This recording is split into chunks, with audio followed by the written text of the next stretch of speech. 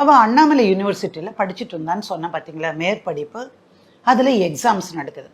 இவ போய் அங்கே ஒரு வாரம் இருந்து எக்ஸாம் எழுதிட்டு, அப்போ இன்னைக்கு சாயங்காலம் இன்னைக்கு ராத்திரி 10 மணிக்கு என்னோட பஸ் இங்கே வந்து சேரும், சிதம்பரத்துலேருந்து இங்கே வந்து சேரும்.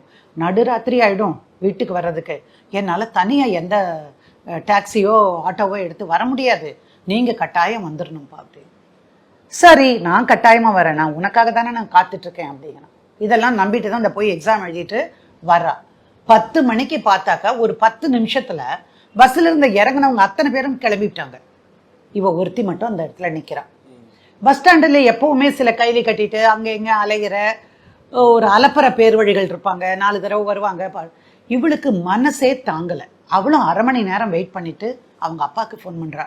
அப்பா, நான் பஸ் ஸ்டாண்டில் இருக்கேன், மணி 11 ஆக போகுது, என்ன இன்னும் இவரை காணோம் பண்ணோன்னே, நீ அங்கேயே இருமா, எங்கேயும் நகராத, கடை ஏதாவது இருந்தால் கடைக்கு முன்னாடி கடைக்காரர் இருக்கிற இடத்துல நின்று, வேற எங்கேயும் போகாது.